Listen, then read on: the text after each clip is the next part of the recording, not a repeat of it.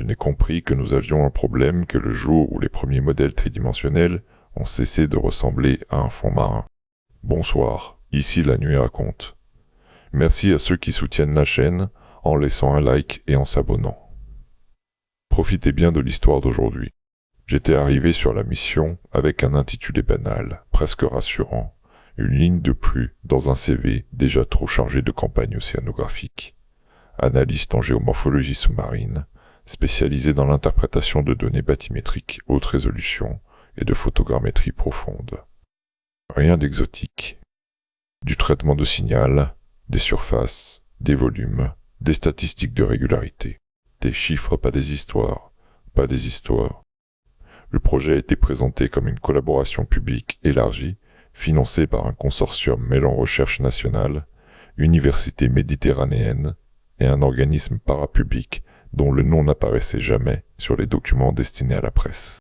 Officiellement, nous devions caractériser une anomalie morphologique détectée lors d'un levé sonar de routine au large du Cap Corse, sur le plateau continental externe, à une profondeur comprise entre 110 et 120 mètres. Une zone peu étudiée, difficile d'accès, trop profonde pour la plongée classique, trop peu rentable pour l'exploration industrielle. Le terme employé était structure circulaire, rien d'autre, pas d'hypothèse affichée, pas de promesse, juste un volume de données à produire, nettoyer, analyser, archiver. La base opérationnelle avait été installée à Bastia, dans un bâtiment administratif reconverti en centre temporaire. Des bureaux trop lumineux, des climatiseurs bruyants, des écrans partout.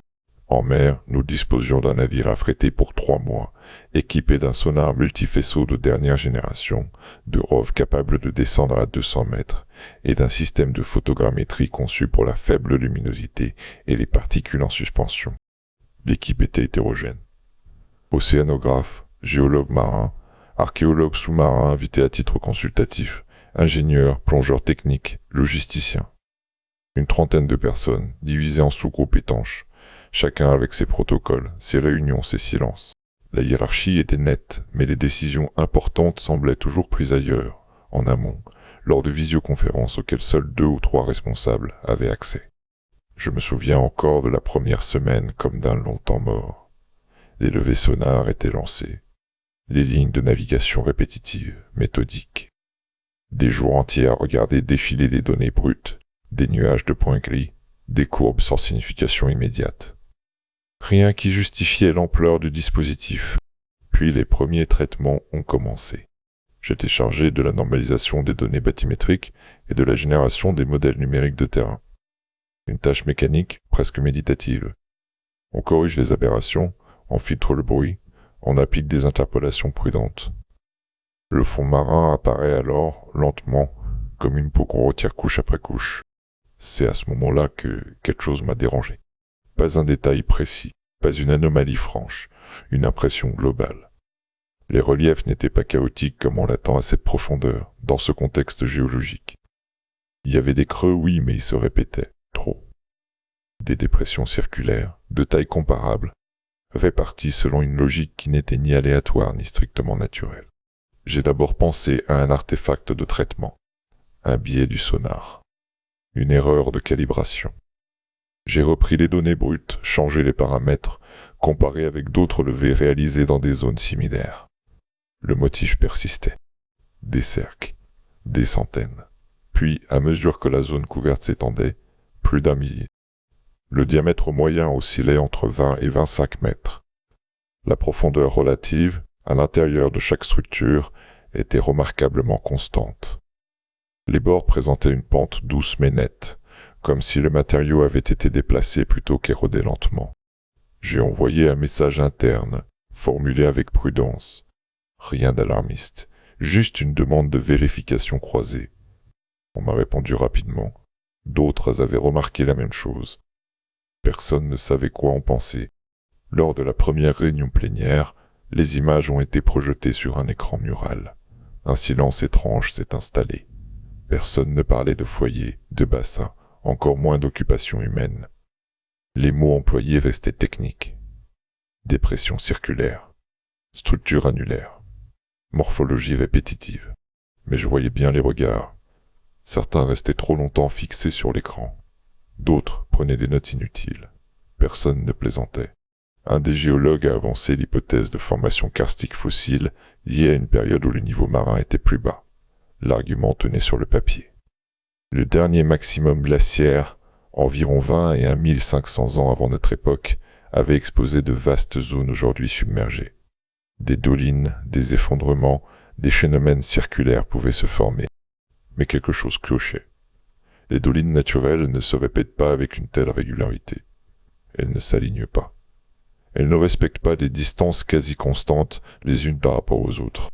Je me suis surpris à penser que ça faisait humain. L'expression m'a traversé l'esprit sans que je la prononce. Je me suis immédiatement repris. C'était absurde. À cette époque, dans cette région, on parlait de groupes humains mobiles, de chasseurs-cueilleurs, pas de vastes aménagements standardisés. La direction a validé la phase suivante, descente de rove, photogrammétrie fine, prélèvement sédimentaire ciblé. Le premier rove est descendu par une mer calme, presque trop. Sur les écrans de contrôle, l'eau est devenue noire. La température a chuté. Puis le fond est apparu, plat, sombre, recouvert d'un sédiment fin, presque poudreux. Et là, l'une des structures est entrée dans le champ. Vue de près, elle n'avait rien de spectaculaire. Un large anneau déprimé, bordé d'un léger talus. Pas de pierre dressée, pas d'objet visible. Rien qui puisse déclencher une réaction immédiate. Mais elle était propre, trop propre. Le contour était net, le cercle presque parfait. Et surtout en balayant la zone, le ROV en a révélé d'autres, identiques, à intervalles réguliers, comme si quelqu'un avait appliqué un motif sur le fond marin. La photogrammétrie a confirmé ce que le sonar suggérait. Les modèles tridimensionnels, une fois assemblés, perdaient leur aspect naturel. Ils ressemblaient à un plan. Pas au sens d'une carte détaillée, mais d'une organisation. Une répétition fonctionnelle. Les carottages ont été lancés. Des tubes métalliques enfoncés dans le sédiment, scellés, étiquetés, stockés selon des procédures strictes. Les premières analyses ont montré une stratigraphie cohérente, avec une immersion progressive, une montée lente du niveau marin après la fin du maximum glaciaire. Rien d'anormal, en surface. Mais dans certains carottes, à l'intérieur même des structures circulaires, la composition changeait subtilement. Des concentrations anormales de charbon microscopique, des signatures thermiques faibles mais persistantes. Pas suffisant pour conclure quoi que ce soit, mais assez pour alimenter les discussions de couloir. C'est à ce moment-là que la fatigue a commencé à peser. Les journées s'allongeaient. Les réunions se multipliaient. Les emails étaient de plus en plus vagues. On nous demandait d'être précis, mais pas interprétatifs. De produire des données, pas des hypothèses. Je dormais mal. Pas à cause de la peur. À cause de cette sensation diffuse que nous étions en train de regarder quelque chose que nous n'avions pas les outils conceptuels pour nommer. Et que quelqu'un, quelque part, espérait que cela reste ainsi. La suite est venue avec la première plongée humaine, malgré les contraintes extrêmes. Une décision qui, rétrospectivement, aurait dû m'alerter. La décision d'autoriser une plongée humaine à cette profondeur n'avait rien d'évident. 120 mètres, même avec des mélanges respiratoires adaptés, restait une limite sévère. Le protocole avait été présenté comme une nécessité scientifique, une manière de valider visuellement ce que les rovés ne faisaient qu'effleurer. Officieusement, je pense aujourd'hui que certains voulaient savoir ce que cela faisait d'y être, de voir de leurs propres yeux. Je n'étais pas plongeur. Mon rôle était d'accompagner la mission comme observateur scientifique, de superviser la cohérence entre données in situ et modèles numériques, mais j'ai insisté pour descendre, pas par bravade, par besoin. À force de manipuler des surfaces abstraites, j'avais perdu le sens de l'échelle réelle. J'avais besoin de ressentir la profondeur, la distance, la taille de ces structures. La préparation a pris des jours. Mélange trimix calculé au pourcentage près. Recycle vérifié et revérifié. Ordinateur redondant. Plan de décompression interminable, presque dissuasif. La moindre erreur pouvait devenir irréversible. Le matin de la plongée, la mer était étrangement plate. Pas calme, pas agitée. Immobile. Comme si la surface elle-même retenait son souffle. La descente a été lente. Trop lente pour l'esprit. Les repères disparaissent vite à ces profondeurs. La lumière devient une notion théorique. Le froid s'insinue malgré les combinaisons.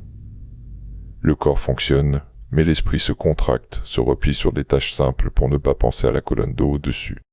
Vers 90 mètres, j'ai commencé à ressentir une légère altération de la perception. Rien de dramatique. Juste cette impression que le temps s'étirait, que les gestes prenaient un retard infime sur l'attention. Les plongeurs techniques parlent souvent de ce seuil comme d'un mur invisible. On ne le voit pas, mais on le sent. Puis le fond est apparu. Puis le fond est apparu. Un plan sombre, granuleux, presque uniforme. Et au milieu, la structure. À cette distance, sans écran ni chiffres, elle était encore plus troublante. Le cercle était immense, trop grand pour être appréhendé d'un seul regard. Il fallait tourner la tête, balayer lentement, pour en saisir la totalité. Le bord formait un léger bourrelet, comme si le matériau avait été repoussé vers l'extérieur. À l'intérieur, le sol était plus compact, légèrement différent en texture. Je me suis approché du centre. Le silence était total, brisé seulement par le bruit régulier de ma respiration recyclée. À cet endroit précis, j'ai ressenti quelque chose de difficile à décrire.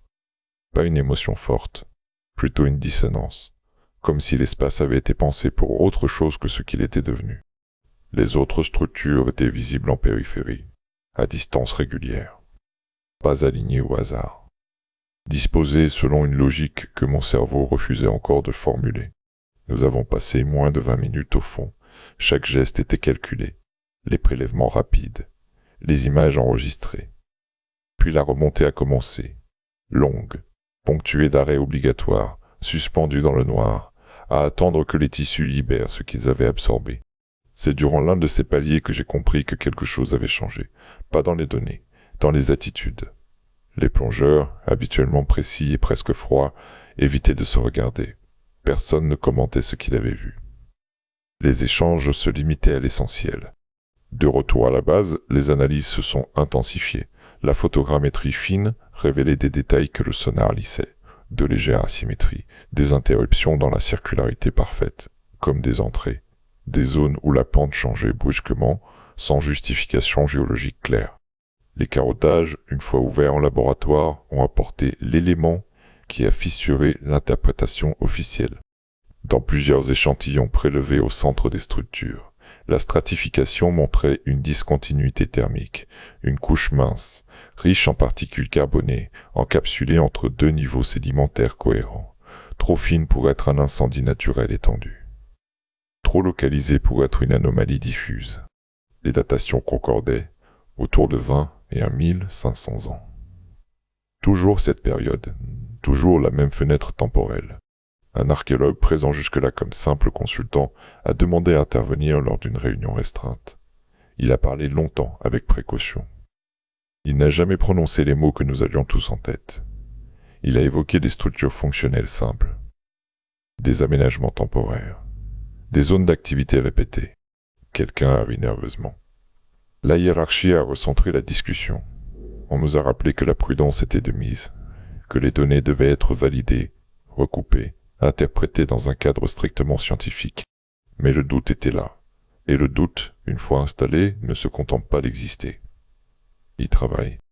Les semaines suivantes ont été marquées par des tensions croissantes, des échantillons mis en quarantaine sans explication, des résultats retardés, des réunions annulées au dernier moment, des consignes de communication de plus en plus strictes. J'ai commencé à tenir un journal personnel, en dehors des circuits officiels.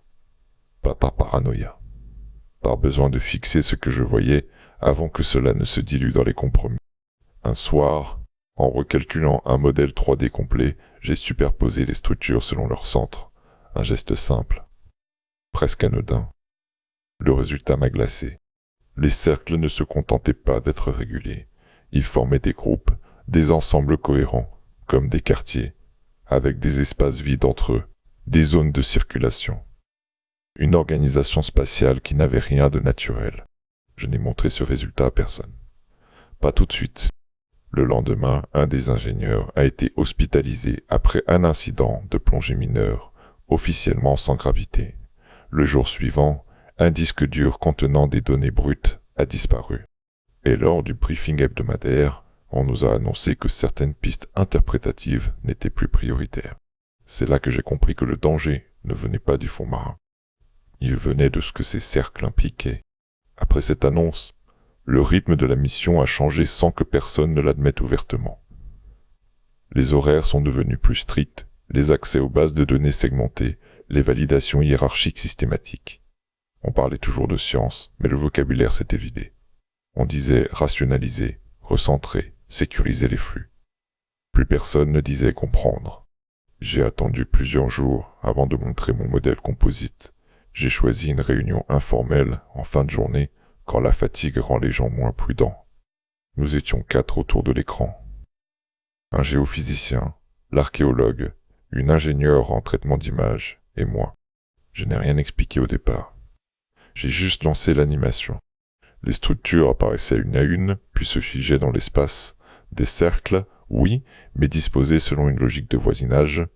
Des grappes de 8 à 12 unités, séparées par des couloirs plus larges. Des répétitions de distance, d'orientation relative. Une métrique implicite. Personne n'a parlé pendant presque une minute. L'archéologue a finalement murmuré que, sur Terre, on aurait appelé ça un site. Pas un campement isolé, pas une anomalie. Un site structuré. L'ingénieur a demandé si j'étais sûr des alignements. J'ai ouvert les paramètres, tout était brut. Aucun ajustement esthétique. Aucun forçage. Le géophysicien s'est levé et a regardé par la fenêtre, puis a dit qu'il fallait être extrêmement prudent, qu'une organisation apparente pouvait émerger de processus naturels complexes, que notre cerveau était programmé pour voir des motifs. Je l'ai cru. Je voulais le croire. Mais le lendemain, on m'a retiré l'accès à certaines couches de données. Officiellement pour éviter les doublons. Officieusement, je n'ai jamais reçu d'explication claire. C'est à ce moment-là que la fissure est devenue irréversible. Lors d'analyses complémentaires sur des carottes secondaires, une anomalie chimique a été détectée dans plusieurs structures centrales d'un même groupe. Une concentration anormalement élevée de phosphate et de certains éléments traces associés à des activités biologiques répétées. Rien de spectaculaire, rien de publiable en l'état. Mais une signature cohérente, localisée, récurrente. J'ai demandé à voir les résultats complets. On m'a répondu que les données étaient en cours de validation externe, puis l'archéologue a cessé de venir aux réunions. On a parlé d'un conflit de calendrier, d'autres missions. Il ne m'a jamais rappelé. Une nuit, incapable de dormir, je suis retourné au modèle. J'ai recalculé les volumes déplacés pour chaque structure. Une estimation grossière, mais suffisante. Le matériau n'avait pas disparu. Il avait été déplacé vers l'extérieur de manière uniforme. Comme si quelqu'un avait creusé méthodiquement sans outils complexes, mais avec du temps et une intention claire. J'ai pensé aux conditions du dernier maximum glaciaire. Le niveau marin plus bas de plus de 100 mètres. Cette zone n'était pas un fond marin, mais une plaine côtière froide, exposée, probablement parcourue par des groupes humains cherchant des ressources. Rien n'interdisait leur présence ici. Ce qui posait problème, c'était l'échelle. La répétition. La standardisation. Je me suis souvenu d'une phrase entendue lors d'un briefing à distance, presque anodine. Un responsable avait dit que certaines chronologies sont plus stables que d'autres. Sur le moment, je n'y avais pas prêté attention. Maintenant, elle me revenait avec une netteté inquiétante. La mission a connu son premier incident grave une semaine plus tard, une plongée de routine avec un binôme expérimenté. Un problème de communication. Une remontée retardée. Officiellement, une défaillance matérielle. Officieusement, personne n'a jamais pu m'expliquer pourquoi il s'était écarté du plan initial pour explorer une structure périphérique qui n'était pas au programme. L'un des plongeurs n'est pas remonté. L'enquête interne a été rapide, trop rapide. Les conclusions distribuées avant même que les analyses complètes soient terminées. On a parlé d'erreurs humaines, de fatigue. On a interdit toute discussion non encadrée. C'est après cet incident que j'ai compris que la mission ne visait plus à documenter, mais à contenir. Lors d'une analyse tardive, sur un échantillon que j'avais conservé sans en référencer immédiatement l'existence, j'ai trouvé quelque chose qui ne devait pas être là. Pas un objet spectaculaire, pas une relique. Une microstructure minérale altérée, piégée dans une couche datée avec précision. Une surface vitrifiée à l'échelle microscopique, comme si elle avait été exposée à une chaleur localisée, répétée, contrôlée. Pas une éruption, pas un feu de forêt, quelque chose de plus simple. Un foyer. Je n'ai pas dormi cette nuit-là, ni les suivantes. Les échanges internes devenaient de plus en plus étranges, des messages envoyés puis effacés, des consignes contradictoires, un briefing où l'on nous a expliqué que la priorité était désormais la modélisation géologique globale et non plus l'analyse fine des structures individuelles. Je savais ce que cela signifiait. Diluer le signal dans le bruit. La plongée finale n'était pas prévue pour moi, mais j'y suis allé quand même. Une décision stupide peut-être, une plongée de trop, un incident banal, une remontée légèrement trop lente, une décompression prolongée, rien qui justifie officiellement ce que j'ai ressenti ensuite. Des douleurs persistantes, des troubles du sommeil, une fatigue que rien ne corrigeait. On m'a proposé de me retirer de la mission, pour ma santé, avec des remerciements, un silence poli. Les données finales ont été publiées des mois plus tard. On parlait de formations naturelles complexes liées à des processus sédimentaires anciens. Les cercles étaient mentionnés, mais vidés de leur étrangeté. Aucun mot sur les signatures thermiques. Aucun sur l'organisation spatiale. J'ai perdu mon poste peu après. Officiellement pour des raisons budgétaires. Officieusement, je n'ai jamais été recontacté pour un projet de cette ampleur. Je publie ce témoignage parce que je sais que les données brutes finiront par disparaître. Parce que je sais aussi que quelqu'un quelque part retournera sur cette zone. La dernière information que je laisse ici est factuelle, vérifiable et volontairement précise. Lors de la superposition complète des structures, l'orientation moyenne des entrées converge vers un azimut constant, correspondant à un lever solaire spécifique tel qu'il se produisait il y a environ 20 et 1500 ans, à une latitude aujourd'hui noyée sous 120 mètres d'eau. Ce n'est pas une preuve définitive, mais ce n'est pas une coïncidence non plus. Après la publication des résultats officiels, j'ai essayé de reprendre une vie normale. J'ai accepté des missions mineures, des expertises sans enjeu, du traitement de données pour des projets où rien ne dépassait. Mais quelque chose s'était déplacé en moi. Une sorte de seuil avait été franchi. Je ne pouvais plus regarder une carte bathymétrique sans chercher ce qui manquait plutôt que ce qui apparaissait. Les symptômes physiques ont mis du temps à se stabiliser, pas assez graves pour inquiéter sérieusement les médecins, trop diffus pour être ignorés. Fatigue chronique, troubles de la concentration, douleurs articulaires inexpliquées. On a parlé de séquelles de décompression, de stress post-mission, des mots pratiques. Des mots qui ferment. C'est le sommeil qui a le plus changé. Je ne rêvais pas de la mer, je rêvais de plans, de surfaces planes parcourues de cercles incomplets. Je me réveillais toujours avec la même sensation, celle d'avoir oublié une variable essentielle, comme dans une équation mal posée. J'ai essayé de reprendre les données à distance, via des archives secondaires. Beaucoup de fichiers avaient été déplacés, compressés, agrégés. Les résolutions avaient baissé, les métadonnées avaient été nettoyées. Rien d'illégal, rien de grossier. Une érosion douce de l'information. Un soir, plusieurs mois après la fin officielle de la mission, j'ai reçu un message chiffré. Sans signature. Sans objet. Juste une phrase courte, presque administrative, et un lien temporaire. Le message disait que certaines données de terrain n'avaient jamais été intégrées aux rapports finaux, qu'elles avaient été mises de côté pour évaluation ultérieure, et que quelqu'un estimait que je devais les voir. Le lien a fonctionné pendant moins de 24 heures. Ce que j'y ai trouvé n'était pas spectaculaire, mais c'était suffisant pour relancer tout ce que j'avais tenté d'enfouir. Des relevés thermiques fins, réalisés tardivement, à l'aide d'un capteur expérimental monté sur un haut secondaire. À l'échelle du site, les structures présentaient une inertie thermique légèrement différente du sédiment environnant, comme si le sol avait été compacté, travaillé, modifié sur une durée longue. Plus troublant encore, certaines zones centrales affichaient une anomalie persistante, minime mais cohérente, incompatible, avec une simple dépression naturelle. Une signature d'usage. J'ai tenté de répondre, le message avait disparu. Le contact aussi. C'est à ce moment-là que j'ai compris que le site du Cap Corse n'était pas un cas isolé, pas nécessairement unique, simplement le premier à avoir été documenté avec cette précision, dans ce contexte précis.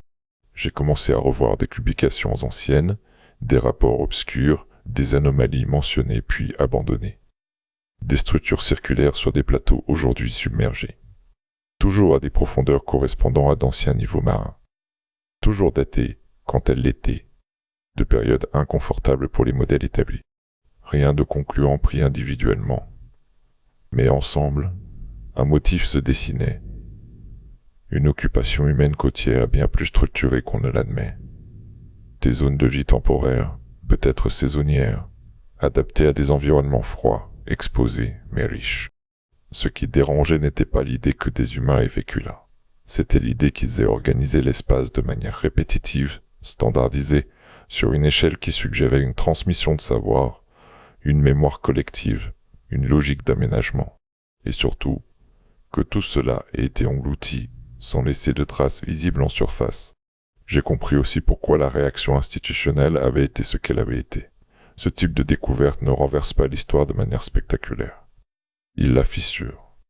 Il oblige à réévaluer des transitions entières, des récits de progrès linéaires, des seuils artificiels. On peut gérer une anomalie. On peut publier une exception. Mais une organisation répétée, datée, spatialement cohérente, oblige à réécrire.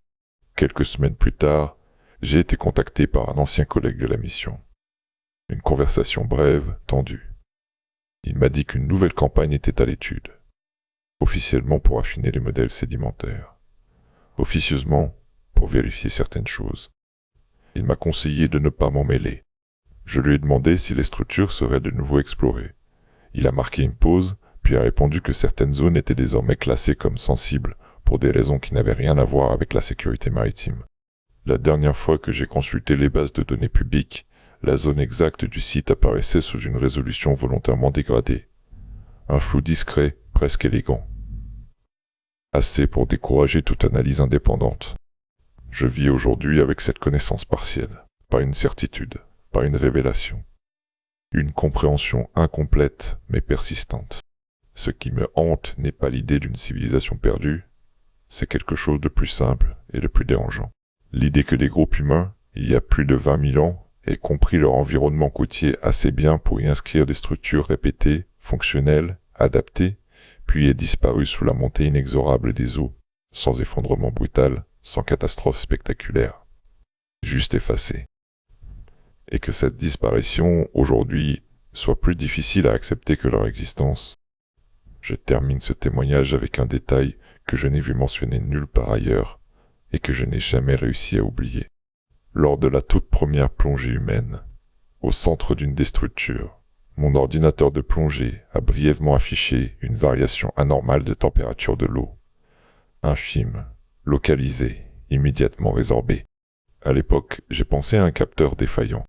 Aujourd'hui, je sais que cette variation correspond exactement à l'une des anomalies thermiques détectées plus tard par le ROV. Elle portait un identifiant interne, jamais repris dans les rapports finaux. C'était la structure C87. Merci d'avoir écouté mon histoire. Dites-moi en commentaire quel sujet vous souhaitez que l'on explore sur la chaîne. Abonnez-vous, et à demain.